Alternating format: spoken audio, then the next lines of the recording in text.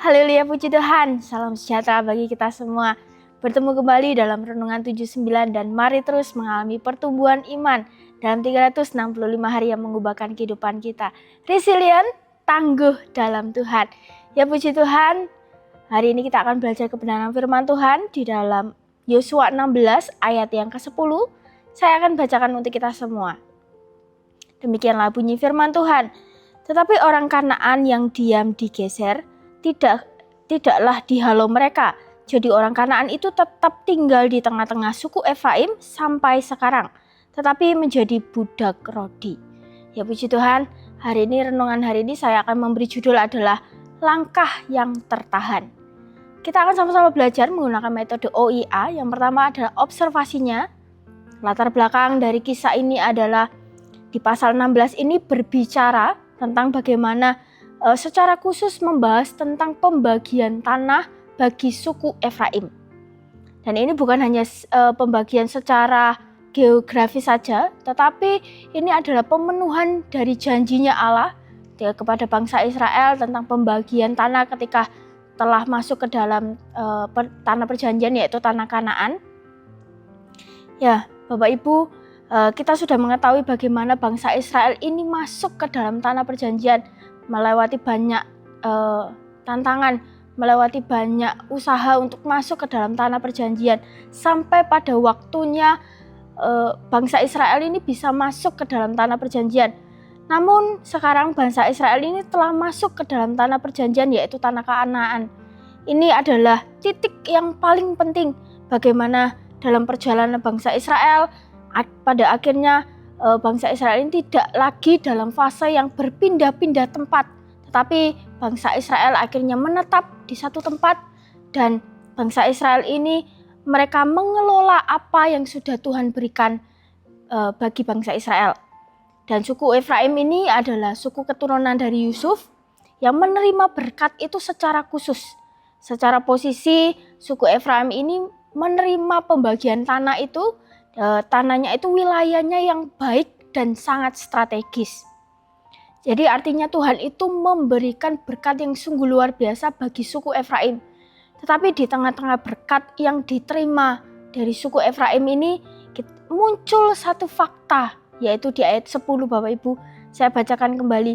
Tetapi orang Kanaan yang diam digeser, tidaklah dihalau mereka. Jadi orang Kanaan itu masih tetap tinggal di tengah-tengah orang bangsa Israel pada waktu itu, yaitu suku Efraim. Sampai sekarang itu masih tinggal bersama dengan suku Efraim, tetapi menjadi budak Rodi. Di sini firman Tuhan itu mencatat bahwa orang Kanaan yang diam digeser ini tidak dihalau oleh suku Efraim. Padahal Tuhan itu sudah memberikan perintah untuk menumpas seluruh orang di Kanaan, untuk menaklukkan mereka dan membersihkan negeri itu sepenuhnya. Kita bisa baca di dalam Ulangan 20 ayat 16 sampai 18. Di situ Tuhan memerintahkan untuk menumpas seluruh orang-orang Kanaan. Artinya apa Bapak Ibu? Kaum Efraim ini tidak menyelesaikan tugas yang Tuhan sudah berikan bagi suku Efraim untuk menumpas seluruh bangsa Kanaan. Tetapi suku Efraim ini malah berkompromi dengan orang Kanaan. Orang Kanaan tidak diusir, melainkan dibiarkan tinggal bersama-sama dengan mereka, bahkan dijadikan budak Rodi. Secara manusia itu menguntungkan Bapak Ibu. Secara manusia itu terlihat, oh ya kalau jadi budak Rodi ada yang disuruh-suruh, akhirnya menguntungkan secara manusia. Tetapi secara rohani ini adalah awal dari masalah yang besar yang menimpa bangsa Israel. Dan kita akan belajar hari ini, yaitu interpretasi yang pertama. Kompromi kecil berujung masalah. Bapak Ibu yang dikasihi Tuhan, yang dilakukan oleh suku Efraim ini mungkin terlihat tidak ada pengaruhnya. Mungkin terlihat biasa saja. Mungkin menguntungkan secara manusia. Mereka tidak menghalau dari orang Kanaan ini untuk ditumpas habis. Tetapi suku Efraim ini melakukannya bukan karena mereka itu merasa tidak mampu, atau mereka itu merasa tidak sanggup, atau mereka itu merasa lemah. Tetapi suku Efraim ini sengaja memilih untuk tidak menumpas habis orang-orang Kanaan itu. Mereka tidak menuntaskan tugas yang Tuhan berikan di dalam hidup mereka. Kelihatannya Bapak Ibu itu hal yang kecil, kelihatannya itu hal yang sepele, kelihatannya itu tidak berbahaya Bapak Ibu. Tetapi yang dilakukan Efraim ini itu menunjukkan bahwa mereka itu berkompromi pada hal yang kecil. Akhirnya apa? Berujung pada masalah. Kita bisa melihat di dalam Mazmur 106 ayat 34 sampai 36. Saya bacakan. Demikianlah bunyi firman Tuhan. Mereka tidak memunahkan bangsa-bangsa seperti yang diperintahkan Tuhan kepada mereka, tetapi mereka bercampur baur dengan bangsa-bangsa dan belajar cara-cara mereka bekerja. Mereka beribadah kepada berhala-berhala mereka yang menjadi perangkap bagi mereka. Dan di ayat yang ke-40 dikatakan, maka menyalalah murka Tuhan terhadap umatnya dan ia jijik kepada miliknya sendiri. Perhatikan ini, awalnya itu tidak dihalau. Akhirnya tinggal bersama-sama, akhirnya belajar hidup cara orang Kanaan, dan akhirnya ikut dalam penyembahan berhala. Dan akhirnya Tuhan itu murka, bahkan dikatakan Tuhan jijik kepada umat-umatnya. Ini proses yang tidak kita sadari Bapak Ibu. Kompromi itu tidak langsung menghancurkan kita, tetapi mulai menggeserkan kita perlahan-lahan. Apa yang dulu kita anggap itu salah, karena kita berkompromi, lama-lama itu akan menjadi biasa. Atau apa yang dulu kita hindari, karena kita kompromi terhadap itu, akhirnya kita bisa toleransi terhadap dosa. Dan yang paling berbahaya adalah kita merasa tidak apa-apa, atau kita merasa biasa saja, padahal sebenarnya kita jauh dari kehendaknya Tuhan. Itulah sebabnya Tuhan itu dari awal sudah tegas untuk memerintahkan memusnahkan bangsa Kanaan. Agar apa? Agar mereka itu selanjutnya tidak terjerat dari kompromi yang mereka lakukan. Dan yang kedua adalah yang bisa kita pelajari, ketaatan yang setengah hati menghambat rencana Tuhan yang penuh. Bapak Ibu yang dikasihi Tuhan, suku Efraim ini tidak sepenuhnya gagal dalam rencananya Tuhan. Mereka sudah menikmati masuk tanah perjanjian, mereka sudah menikmati berkat dari Tuhan, mereka juga bahkan menguasai orang-orang Kanaan, yaitu orang-orang Kanaan menjadi budak dari suku Efraim. Tetapi yang menjadi masalahnya Bapak Ibu, apa yang dilakukan oleh suku Efraim ini, suku Efraim ini tidak menyelesaikan tugas yang Tuhan berikan kepada mereka. Mereka menyelesaikannya hanya setengah-setengah. Dan yang perlu kita mengerti Bapak Ibu, ketaatan yang setengah-setengah itu tetaplah ketidaktaatan di hadapannya Tuhan.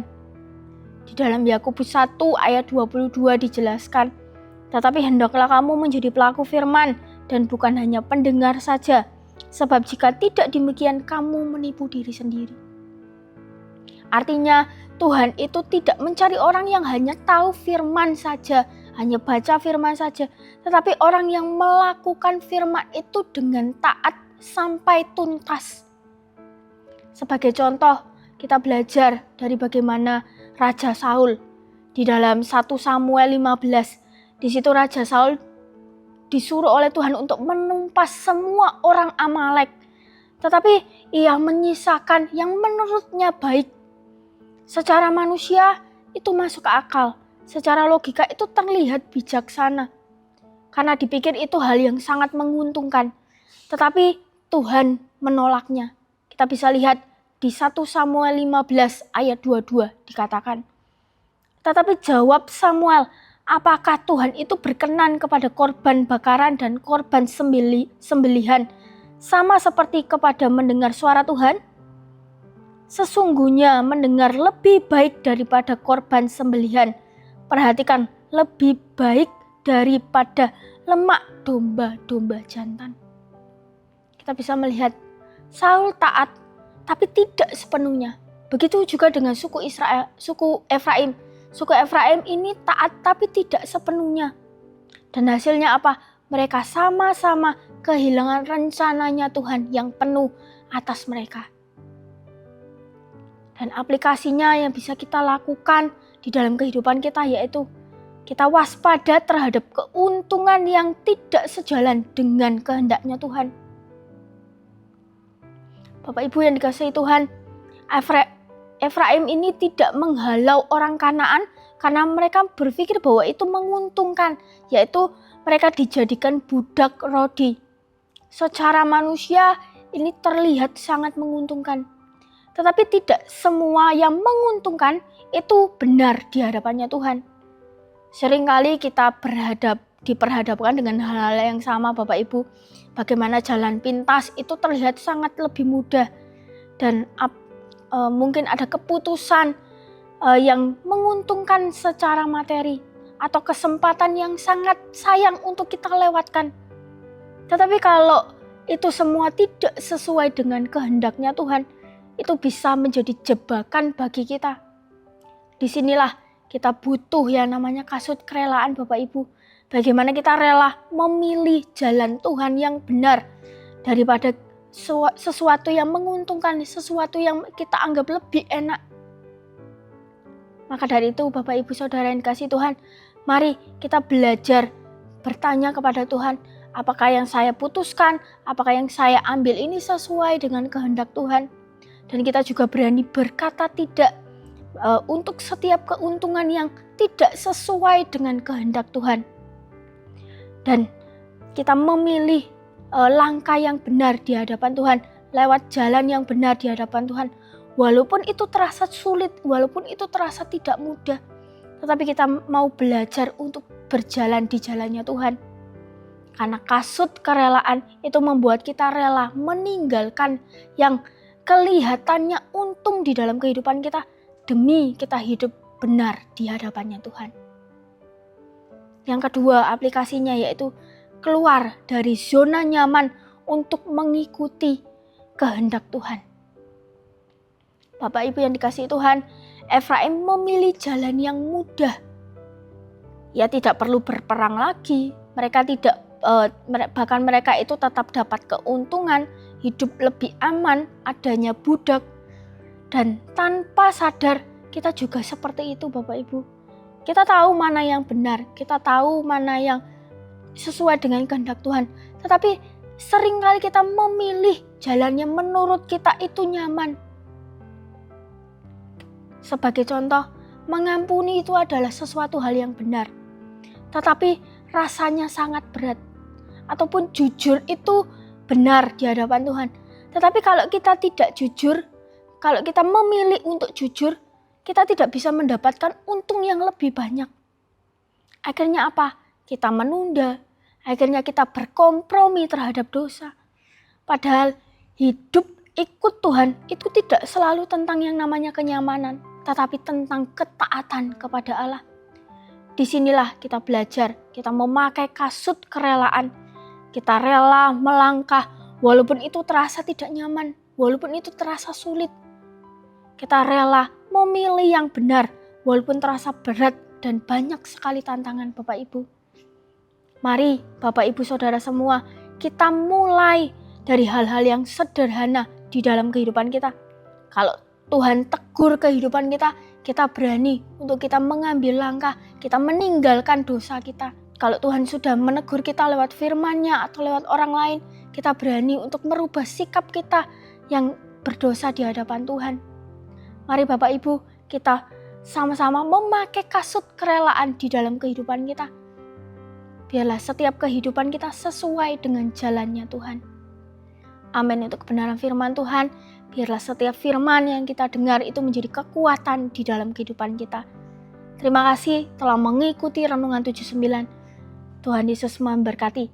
Bagi Bapak Ibu Saudara yang ingin menyaksikan baik kesaksian mukjizat kesembuhan ataupun permasalahan keluarga dan lain-lain, dapat menghubungi kami di nomor 0813 2742 0088. Mari kita satu dalam doa. Tuhan, sungguh bersyukur Tuhan jika pada hari ini kami bisa mendengarkan firman-Mu, itu semua karena anugerah-Mu di dalam kehidupan kami Tuhan. Ajarkan kami Tuhan untuk kami selalu memakai kasut kerelaan dalam kehidupan kami, agar kami selalu dibentengi Tuhan, agar kami selalu memilih jalan yang benar di hadapan-Mu Tuhan. Jika memang ada jalan yang lebih menguntungkan Tuhan, kuatkan hati kami untuk kami bisa menolaknya Tuhan. Biarlah setiap kehidupan kami itu Tuhan berjalan di jalan-Mu Tuhan, sesuai dengan kehendak-Mu Tuhan. Terima kasih Yesus, terima kasih Bapa. Jagalah kiranya jiwa kami, keluarga besar GPDI El Shaddai Magelang, sebab kami keluarga besar GPDI El Shaddai Magelang berlindung padamu. Ketulusan dan kejujuran kiranya mengawal kami, keluarga besar GPDI El Shaddai Magelang, sebab kami keluarga besar GPDI El Shaddai Magelang menanti-nantikan Engkau ya Allah. Bebaskanlah kami, keluarga besar GPDI El Shaddai Magelang, dari segala kesesakan. Terima kasih Yesus, terima kasih Bapa. Kami terima kebenaran firman-Mu hanya di dalam nama Tuhan Yesus Kristus. Haleluya. Amin.